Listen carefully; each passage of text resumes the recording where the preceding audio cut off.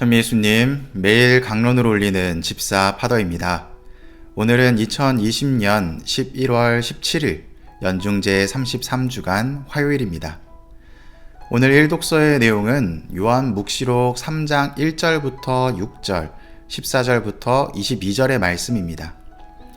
어제부터 요한 묵시록의 내용이 나오고 있는데 요한 묵시록의 전반적인 이해를 원하신다면 요한 묵시록 개론 이라는 제목의 영상을 참조해 주시기 바랍니다. 오늘 읽혀지는 부분은 머릿말 다음에 나오는 내용으로서 요한 묵시록의 도입 부분에 해당됩니다.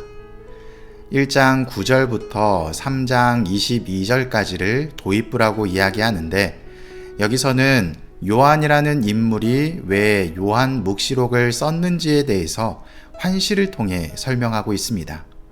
그리고 2장부터 3장의 내용에는 그리스도께서 7 교회에 보내는 메시지가 무엇인지를 다루게 됩니다. 이 내용은 4장부터 나오는 후반부의 인문 구실을 하게 됩니다. 오늘 독서에는 생략되어 있지만 2장부터 7 교회에게 이야기하는 내용을 살펴볼 수 있습니다. 하지만 오늘 매일 미사에는 사르디스와 라오디케이아 교회에 전하는 메시지만 등장하고 있습니다. 요한 묵시록의 저자는 7 교회에게 무엇을 전하고 싶었을까요? 그것은 앞에서 나왔던 강론에서도 말씀드린 것처럼 우상 숭배를 하면 안 되었지만 현실적인 어려움과 타협하고 있던 교회의 모습을 질타하는 것이었습니다.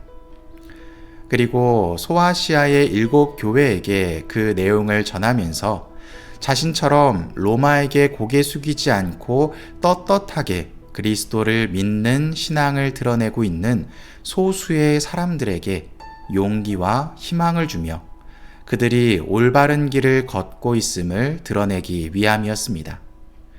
따라서 이러한 관점을 가지시고 요한 묵시록의 내용을 살펴본다면 내용을 이해하시는데 한결 수월함을 느끼실 것입니다. 오늘 매일 미사에 나오는 내용을 살펴보면 하느님의 7 영과 7 별을 가진 이가 말한다는 표현을 통해서 충만한 의미를 살리기 위해 칠진법을 사용한다는 것을 알게 됩니다. 또한 우주적 관념인 영과 별이라는 단어를 사용하면서 말을 전하는 이가 하느님의 사람이란 것을 간접적으로 드러내고 있습니다. 그리고 이야기합니다. 너는 살아있다고 하지만 사실은 죽은 것이다. 이 한 구절 안에 요한 묵시록의 저자가 주고자 하는 메시지가 모두 담겨 있습니다. 그것은 하느님을 믿는다고 하는 그리스도인들이 로마의 황제 숭배에 순응하면서 살아가고 있었기 때문에 하느님을 믿는다고 하지만 실상은 제대로 믿지 않고 있는 현실을 꼬집은 것입니다. 그래서 이렇게 이야기합니다. 아직 남아있지만 죽어가는 것들을 튼튼하게 만들어라. 믿기는 하고 있지만 제대로 믿지 못하고 죄를 짓고 있는 이들에게 회개할 것을 촉구하는 것입니다. 그들이 이 말을 듣고도 회개하지 않으면 바오로 서간의 표현을 사용하며 밤도둑처럼 갈 것을 이야기합니다. 이 내용은 준비하지 않는 이들에게는 구원의 날이 마치 밤도둑처럼 몰래 다가간다는 것을 표현하고 있습니다. 하지만 사르디스 교회에는 이처럼 죄인들만이 있는 것이 아니라 제대로 하느님을 믿고 따르는 그리스도인들이 있다는 것에 감사하며 그들에게 희망적인 메시지를 주고 있습니다. 라오디케이아 교회에게는 차지도 않고 뜨겁지도 않다는 표현을 사용하면서 사르디아 공동체와 똑같은 모습을 비판하고 있습니다. 하느님을 믿는다고 하면서 로마 황제를 인정하고 있는 마치 양다리를 걸치고 있는 듯한 모습이 묵시록의 저자에게는 달갑지 않았던 것입니다.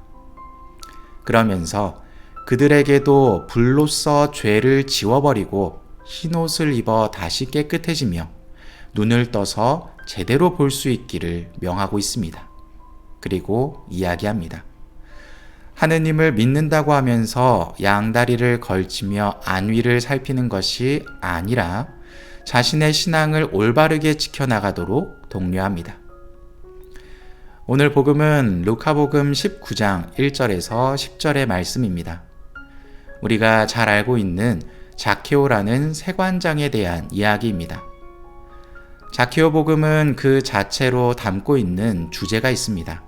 하지만 오늘 나오는 요한 묵시록과 연결지어 생각해 본다면 그 주제는 하나로 요약될 수 있습니다. 자케오는 세관장이었고, 세관장은 로마를 대신해서 유다인들에게 세금을 징수하던 인물이었습니다.